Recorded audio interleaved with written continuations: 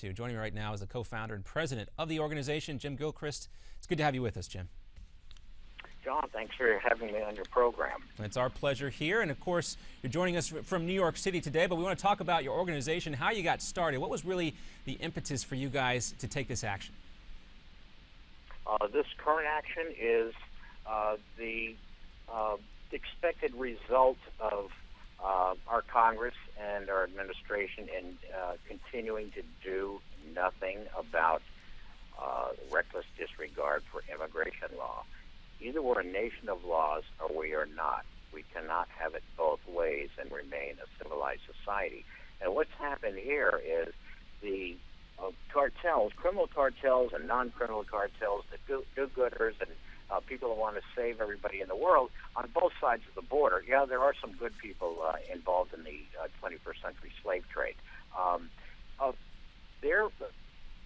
They've come up with a very, very clever ploy, and that is to use these children, aging 1-year-old to 18 years old or 17-year-old, or mothers who are pregnant expecting to give birth to a child here. They're using them simply as human shields, not in the sense of warfare, but in the sense of an ideological warfare between foreign countries and the government of the United States, the people of the United States. And they're using these human shields to effectively pierce our immigration laws, to allow, it looks like at least 80,000, perhaps as many as 100,000 illegal aliens. Well, Jim, when you mention non-criminal cartels, name some names for us. Who are you talking about?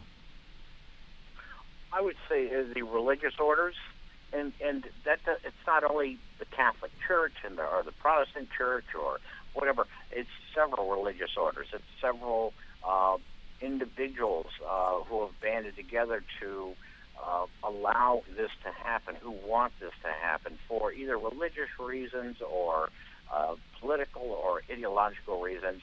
And it's certainly, I put the primary blame of this whole catastrophe on the Democratic Party and half of the blame on the Republican Party. Now, you would understand why. We can get to the Democrats because certainly there's enough responsibility, I guess, to go around. But you can understand why folks in the, let's say the Conference of Catholic Bishops or other practicing Catholics might object to what you're saying by this. Oh, certainly. But I object to their position because I always thought we were a nation that had a separate, separated religion from government.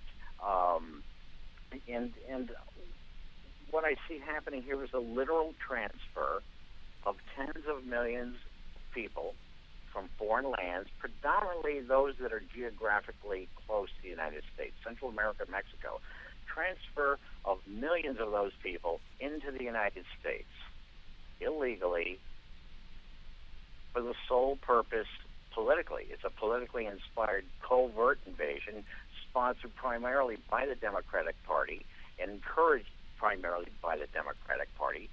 And the purpose is to build a very heavy prospective voting bloc. When amnesty comes down for these 33 million illegal aliens currently occupying U.S. territory, my Immigration Law Council tells me 5 years after amnesty is granted, they receive citizenship, which is accompanied, of course, with voting rights. More likely than not, all of those 30 million plus will vote for the Democratic Party. Every position in public office, from dog catcher to President of the United States, more likely than not, will be a Democrat. Every political appointee will be from the Democratic Party.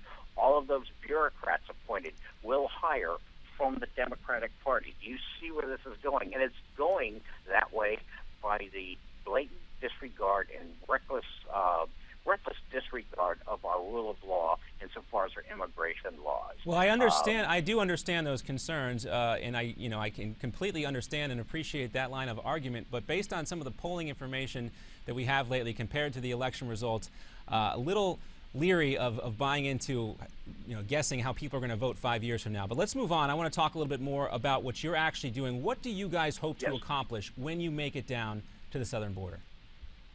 Okay, the primary goal of the Minuteman Project is to bring national awareness to issues we feel are threatening our domestic tranquility. Our goal is not to engage in any kind of combat. It is to simply use the tool of choice, freedom of speech, freedom of assembly, to bring forth our grievance into the public square so the public can be better informed and better able to debate this issue. Either we're going to collapse the borders or we're going to enforce them. Why have it both ways? We're going to collapse them for some people, but we're going to open them up for others. We're going to collapse it sometimes, but we're going to block it other times. Something is wrong here. Either we're going to stand by our rules of law, or the public should be told that we are no longer a nation of laws. We are a nation of mob rule, that mob being tens of millions of illegal aliens, or we're a nation of tyrants, that tyrant being a president sitting in the White House. And that's a comparison that some folks have made before, an interesting one to say the least. Another aspect of this story here, Jim, you say the movement is in the spirit of our founding fathers. Some folks might take exception to that, but defend what you're really trying to say and what you're trying to get across with that message. The spirit of our founding fathers created what I've always felt was the most powerful weapon in history. It's called the First Amendment. However, in unfortunate cases like Columbia University, the First Amendment is reserved primarily for the meanest thug wielding the biggest club. I have personal experience with that, along with Dr. Jerome Corsi, being driven off their stage and prevented from engaging in free speech. But in general, free speech is alive, but not on campuses. And that free speech allows us to bring forward a grievance and have that grievance addressed over and over again until there's a satisfactory resolution. It's certainly bloodless, and that was the intent of it. Let's bring forth change by speaking about what is necessary to keep us happy, not by fixing bayonets and firing bullets at people and killing each other. One exception, of course, to that was the Civil War, when they actually did engage in that bloody revolution. And I think the First Amendment is the solution to this issue. Certainly there's going to be a lot of mudslinging, a lot of name-calling, a lot of dirty journalists who vehemently disagree with me and think we should have no borders and certainly no rule of law. Yes, there are dirty journalists in the news business. And that's my point about the spirit of the Founding Fathers. Well, Jim, we just put your website up on the page real quick. If you want to give the folks at home the address so they can go and check it out for themselves. Sure, it's MinutemanProject.com. That's MinutemanProject.com. Go to the website, click on the pictured icon with the words "Jump In," and if you want to join us in this event for 30 days, either assembling in a protest at any of the 51 Mexican consulates throughout the United States, or assembling on the border for 1 day, 30 days, 10 days, please register. If you're an individual, we will not reveal your identity for security and protection reasons. If you're an organization, we more likely than not will reveal your identity and give you some bragging rights. We want everybody to jump in. Militias, if you want to jump in and register, that's fine. This is open for everybody. I'm not. Well, and as we see, Jim, we've seen the American public stand up in a way. We're showing file footage from that protest in Murrieta, California. But before we part ways, we got about a minute left to go. I wanted to get your take. Of course, Congress is stalling out on what to do with this issue, competing proposals out there. Would you be okay, though, if Congress does not act at all, if no money whatsoever is sent to the border in the next couple of weeks to deal with this emergency?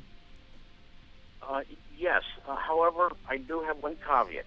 The United States is not in the business of letting people die in the street.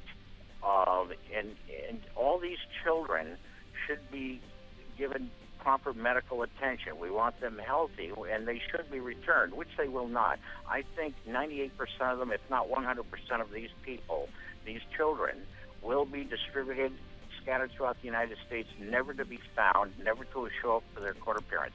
But then again, like I said, we're not in the business of letting people die in the street, unless, of course, you're a disabled combat wounded war that's a veteran. topic for another day, and we don't have plenty to say about that, but we got to go. Jim Gilchrist, thank you so much for being with us.